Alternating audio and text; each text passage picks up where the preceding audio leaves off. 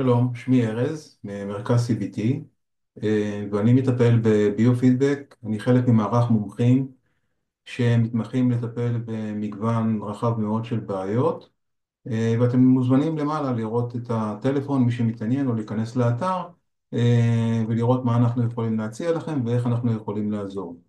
בסרטון הזה אני בעצם אסביר מה זה ביו-פידבק, מה זו השיטה הזאת, איך היא עובדת ואיך אנחנו מטפלים במגוון רחב של בעיות. ביופידבק למעשה זו שיטה שמערבת פסיכופיזיולוגיה, פסיכולוגיה ומחשוב, טכנולוגיה. אה, שיטת העבודה בביופידבק היא עם חיישנים. אה, תפקיד החיישנים זה בעצם למדוד כל מיני היבטים פיזיולוגיים שבעצם מצביעים על כל מיני פרמטרים פסיכולוגיים שקורים לנו. שיטת הביופידבק בעצם מתחלקת לשלושה נתיבים עיקריים, שהנתיב הראשון זה הנתיב הגופני. בביופידבק הגופני אנחנו מחברים חיישנים לגוף במטרה לראות מה קורה למערכת העצבים האוטונומית, שהיא מתחלקת לשני חלקים מרכזיים, אחת סימפתטית ואחת פרסימפתטית, אחת מערכת עצבנית ואחת מערכת רגועה, כשהמטרה שלנו בעצם זה לראות מה קורה בשתי המערכות ולהביא אותם למצב של הומואוסטזיס, או במילים פשוטות לאיזון. כל החיישנים שאנחנו משתמשים הם לא מעבירים זרם, לא מחשמלים, הם רק מודדים. דוגמה לפידבק אצלכם בבית זה מדחום. כשאתם שמים חום רואים מספר, המדחום לא משנה, לא מתערב, לא עושה איזושהי מניפולציה על מה שקורה, אבל אנחנו רואים מה קורה בגוף. והחיישנים זה הדבר הזה למשל, שאנחנו מצמידים על האצבע, או חיישנים מהסוג הזה. ובאמצעותם אנחנו מקבלים בעצם המון המון המון אינפורמציה על מה קורה מבחינת מערכת העצבים האוטונומית, איזה תהליכים עובדים טוב, איזה לא, מה קורה עם הנשימה, מה קורה עם הדופק, ולמעשה המטרה שלנו בהתערבות זה בעצם לאמן את הגוף לחזור לאיזון באמצעות פידבק שאנחנו נותנים לו. פידבק יכול להיות צליל, תמונה, סרט, מספר.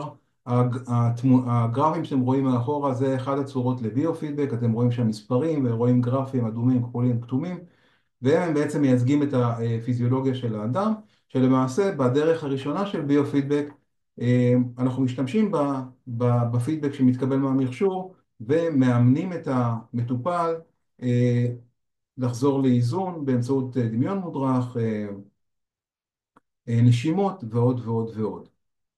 הדרך השנייה של ביו-פידבק היא נקראת האג, קיצור להימואנצפלוגרפי, ולמעשה מה שאנחנו עובדים למעשה זה על האונה הפרונטלית, זה הדבר הזה.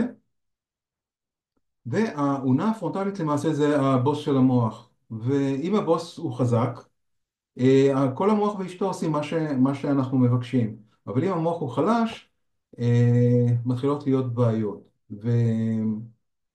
מוח חזק מתבטא בזרימת דם וחמצן לכל האזור הזה.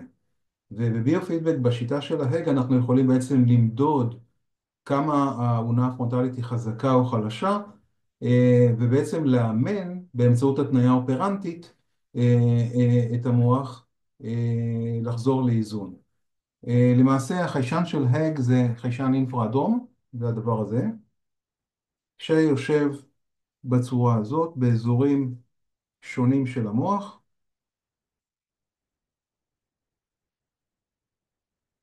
בצורה הזאת. ולמעשה באמצעות תוכנה וחומרה מאוד משוכללת, אנחנו יכולים בעצם לנטר את הזרימת דם לאונה הפרונטלית ולאמן את המוח לחזור לאיזון, כאמור באמצעות התניה אופרנטית. התניה אופרנטית זה התניה של למידה. כל מה שאנחנו עד שהגענו עד הלום, אנחנו בעצם למדנו באמצעות חיזוק חיובי וחיזוק שלילי. כמו שהורים מחנכים את הילדים שלהם, אומרים לו כן, כן, יופי על דברים טובים ולא דברים לא טובים. ברגע שאנחנו מראים למוח את עצמו במודל של זרימת דם, במודל של ההג, למעשה המוח לאט לאט לומד לנתב מסלול מחדש, כמו בווייז. אבל כדי שהוא יעשה את הניתוב מחדש הזה, אנחנו בעצם צריכים להראות לו, צריכים לתת לו כיוון, צריכים לתת לו חיזוק, ולאט לאט בסדרה של טיפולים, ואני מדגיש על סדרה של טיפולים, המוח לומד התנהגות שהיא יותר בריאה לו, יותר טובה לו, וככה בעצם נוצרות התנהגויות חדשות. ברגע שיש פחות זרימת דם ממה שאנחנו היינו רוצים, יש לנו המון בעיות פסיכולוגיות. זאת אומרת, הבעיה הפיזיולוגית של הזרימת דם היא מתבטאת בבעיה פסיכולוגית. אחת מהן זה בעיה של קשב וריכוז, או חרדה, או דיכאון, או דכדוך. ויש התפרצויות כעס, זעם, ויש סדרה שלמה של בעיות שנובעות מחוסר איזון של זרימת דם לאונה הפרונטלית. חרדה למשל היא דוגמה טובה לאחד הבעיות שנוצרות מחוסר איזון.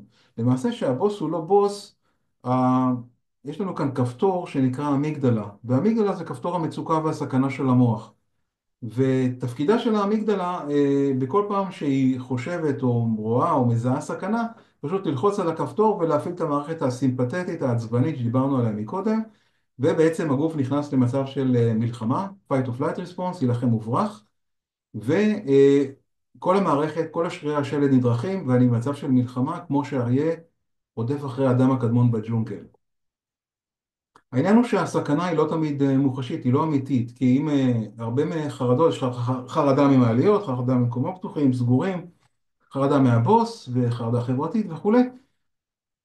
כל המגוון של החרדות האלה הם לא באמת חרדות אמיתיות, ואנחנו לא נמות מזה אם נזיע, נסמיק או whatever.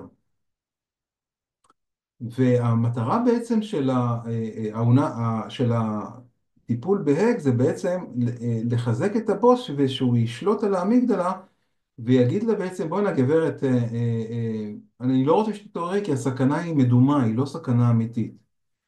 והגברת האמיגדלה הזאת, היא בעצם, יש לה תפקיד מאוד מאוד כיפי במוח. מותר לה לעשות 99 טעויות מתוך 100, ובלבד שהיא תציל אותנו במקרה אחד ספציפי. והיא תציל אותנו למשל ממקרה אחד של נחש קוברה, מותר לה לעשות 99 טעויות, ובלבד שהיא תציל לי את החיים.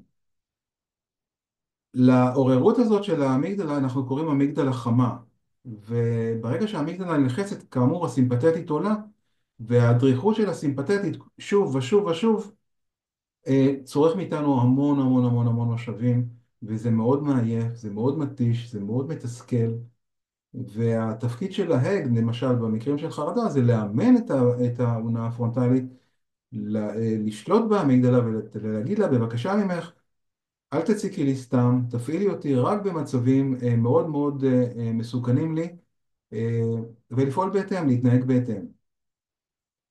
זה בעצם השיטה השנייה של ביו-פידבק מתוך השלוש. השיטה השלישית בעצם היא שיטה שנקראת נוירופידבק. בנוירופידבק אנחנו לא עובדים על הגוף, כמו בדרך הראשונה, אנחנו לא עובדים על האונה הפרונטלית, כמו בדרך השנייה, אנחנו בעצם עובדים על גלי המוח עצמם.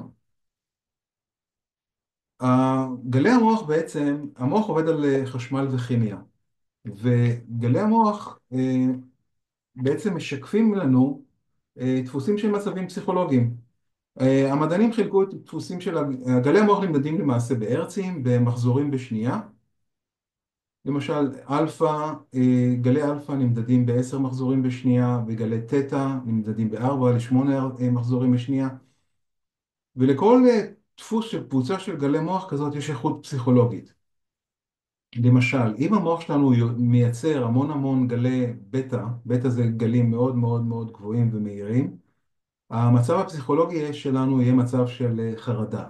לעומת זאת, אם המוח שלנו ייצר גלי אלפא באזורים מסוימים במוח, המצב התודעה שלנו יהיה מאוד מאוד מאוד רגוע. זאת אומרת, יש קורלציה בין הדפוסים של גלי המוח למצבי התודעה שלנו.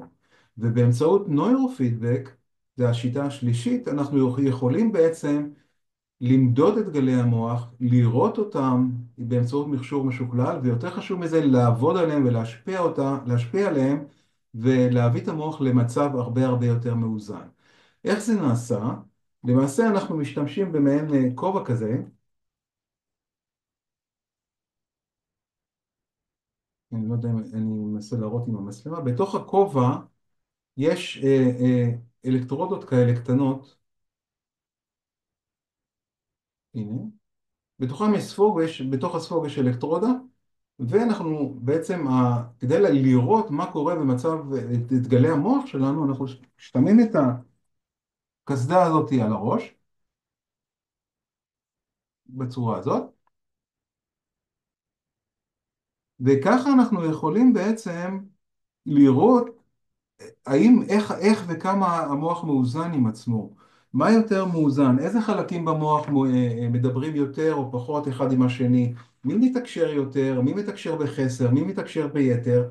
ולכל הנתונים האלה יש משמעות. למשל, בבעיות של קשב וריכוז, ה- לרוב אצל ילדים וגם אצל מבוגרים, יש לנו המון המון גלי תטא שמייצגים ריחוף וחוסר מיקוד, ופחות מדי גלים של ריכוז. ומה שאנחנו עושים בתהליך של נוירופידבק, אנחנו בעצם מאמנים את המוח להגביר את הגלים של הריכוז לאורך זמן, כך שהמצב, הבייסליין שלנו יהיה מוח מרוכז, ולא לחלופין מוח לא מרוכז ולא שקט. למשל, בבעיות של דיכאון, ההמיספירה השמאלית לא מאוזנת עם ההמיספירה הימנית מבחינת דפוסים של גלי אלפא.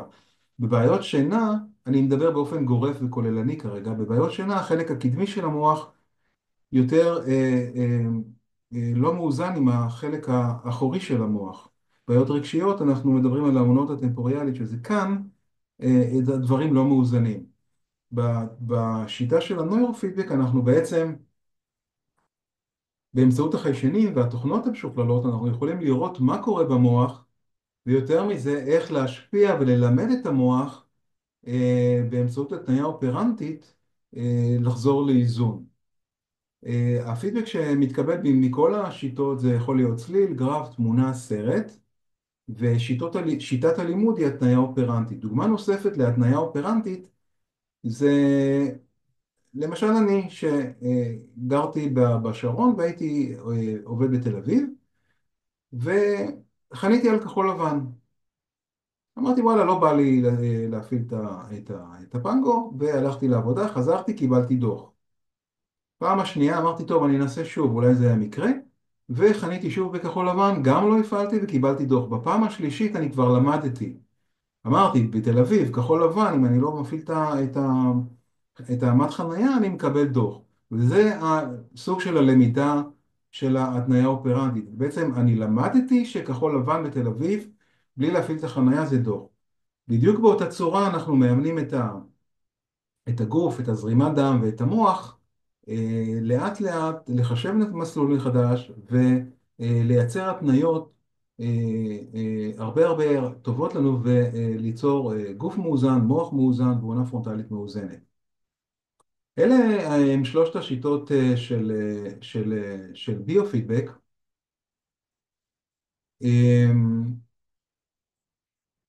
למעשה אנחנו מכנים אנחנו עובדים בשיטה של ביו-פידבק אינטגרטיבי. למה אינטגרטיבי? כי אנחנו משלבים את שלוש השיטות ביחד ברוב המקרים. כמובן בהתאם דגשים מסוימים ניתנים יותר לנוירופידבק במקרים מסוימים, יותר להג במקרים אחרים וכולי וכולי. אבל לרוב אנחנו משלבים את שלוש השיטות כדי להשיג אה, תוצאות מהירות וטובות. במידה ויש לכם שאלות, אתם יכולים להתקשר למרכז, לשאול על ביו-פידבק, יכולים להפנות אליי. אני אשאיר עוד פרטי התקשרות בגוף הסרטון. אם אתם רוצים ליצור קשר, יש לכם פה למעלה בסליידר העליון את המספר טלפון של הקליניקה. אם במידה ומצאתם שהסרטון הזה עזר לכם, אני נשמח מאוד אם תעשו לנו לייק. אם אתם חושבים שזה יעזור לחברים שלכם, נשמח אם תשתפו את החברים. ונשמח שתעשו לנו מנוי, תעשו סאבסקרייב, ואנחנו בעצם, מתכננים להוציא עוד ועוד סרטונים. נשמח שתהיו בחלק ותהיו מעודכנים. תודה רבה ולהתראות.